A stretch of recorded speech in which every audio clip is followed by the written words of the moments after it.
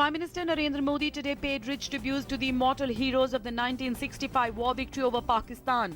Prime Minister visited the commemorative exhibition Shraddhanjali in New Delhi and met families of war martyrs. Prime Minister Modi witnessed a live demonstration of the crossing of the Ichugil Canal in the Battle of Dograi by 3 Jat.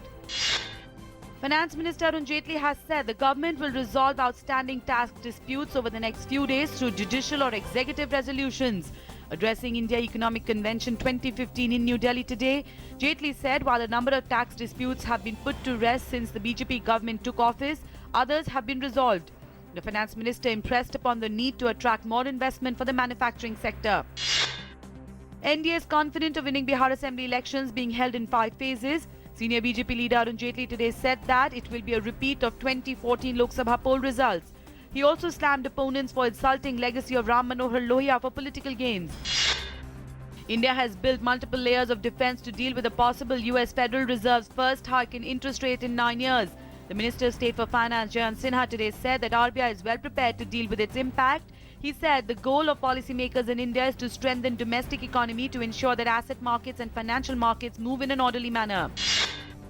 Voicing concern of the rise of dengue cases in the national capital, the Delhi High Court today asked the centre and the city government to explain the steps they have taken to contain the vector-borne disease.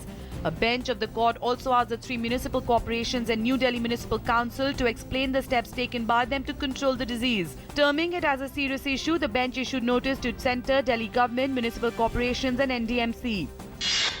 Supreme Court today refused to entertain a plea filed against a Bombay High Court order staying the decision to ban sale of meat in Mumbai during Jain festival. However, the bench allowed the petitioner to approach the Bombay High Court with his grievances.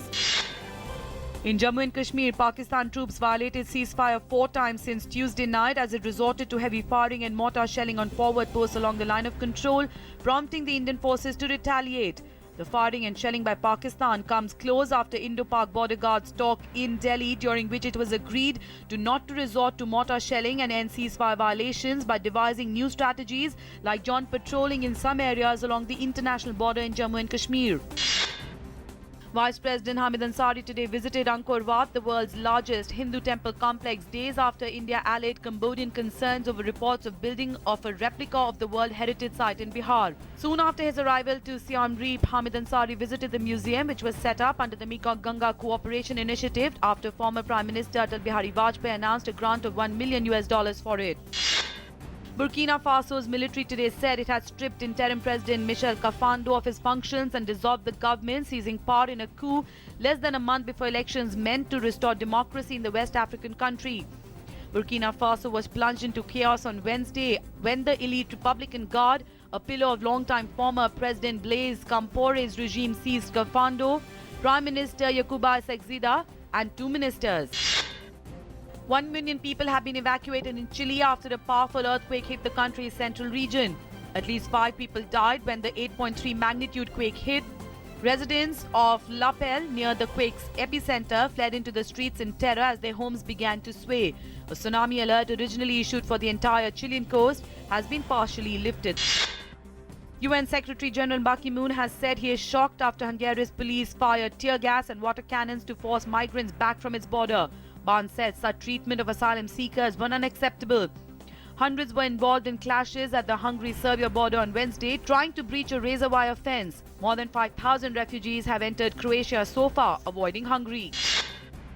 In China, over 100 people, including 92 children, were hospitalized after a major fire broke out at a flower shop in country's eastern Fujian province.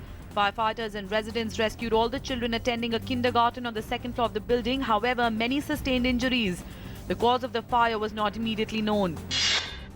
India men's team captain Sardar Singh was purchased by Punjab Warriors for $58,000 in the Hockey India League auctions, but the biggest draw in the morning was Germany's Florian Puch, who was picked up for $96,000 by Dabang Mumbai. Moti's Foods was picked by Kalinga Lancers for $105,000, the highest ever in HIL auctions. A total of 271 players will go under the hammer, including 135 Indians. Indian shuttler Ajay Jairam today earned an impressive win to enter the men's singles quarterfinals in Korea Open Super Series at the SK Handball Stadium. Jairam won 17-21, 21-15, 21-15 in 53 minutes and will play against the winner of the match between Japan's Sho Sasaki and Indonesia's Christy Jonathan on Friday. This was Jairam's second win in 3 outings against Wong.